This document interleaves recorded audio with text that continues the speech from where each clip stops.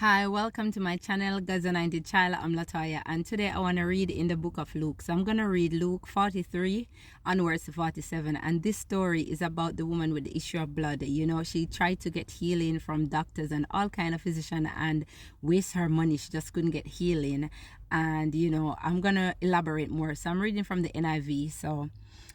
And a woman was there who had been subject to bleeding for 12 years, but no one could heal her. She came up behind him and touched the edge of his cloak, and immediately her bleeding stopped.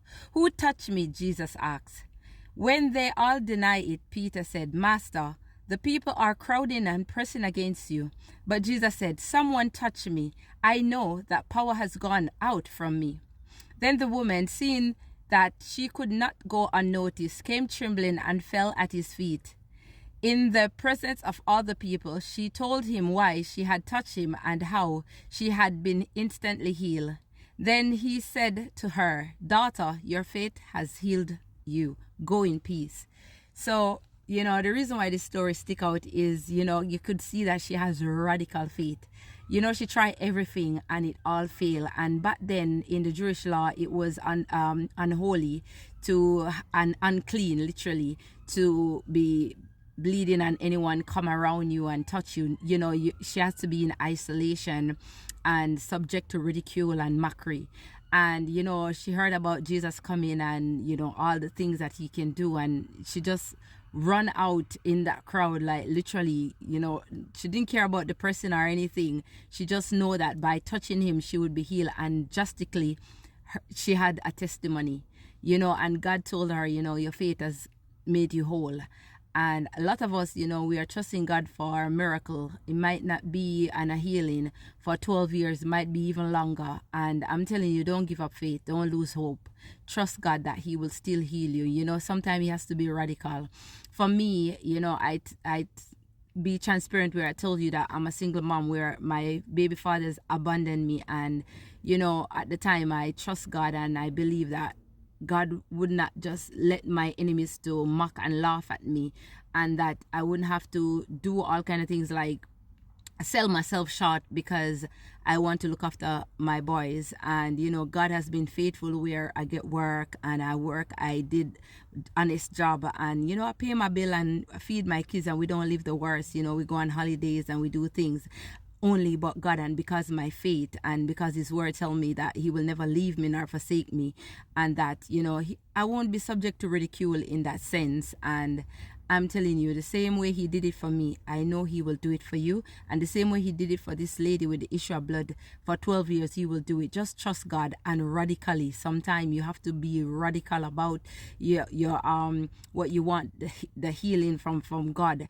And sometimes we have to test our heart, because I know that sometimes when we get the healing, we go back to what even caused us to sick in the first place, and then we come back again for more healing. And, you know, God is not one that you just mess with and play with and toy with. His, you know, he knows our heart, and he knows that if we want to serve him faithfully and humbly. And, you know, for what he did for me, it cost me my healing as well. I been healed by him, and I can't turn my back on him, because I know that if I go out sinning again, that's gonna be worse. And I know that I can't, there's no one that could heal me the way Jesus did. So there's no way I would just go back, mess myself up and open doors just for him to come back and heal me. If, you know, things happen because of natural causes, then I still know that Jesus is able to heal me. So I'm just, you know, trying to uplift someone today that, you know, it might be 12 years and more, but the healing will come, and it will come today, and it might come tomorrow. But I believe, trust today that you hear this word and your healing is coming, because sometimes we lose faith and we lose hope. But today, just trust that, you know, today is a miracle, and today is you're hearing a word that God is faithful, and that he will tell you that you're healed today, not tomorrow, today.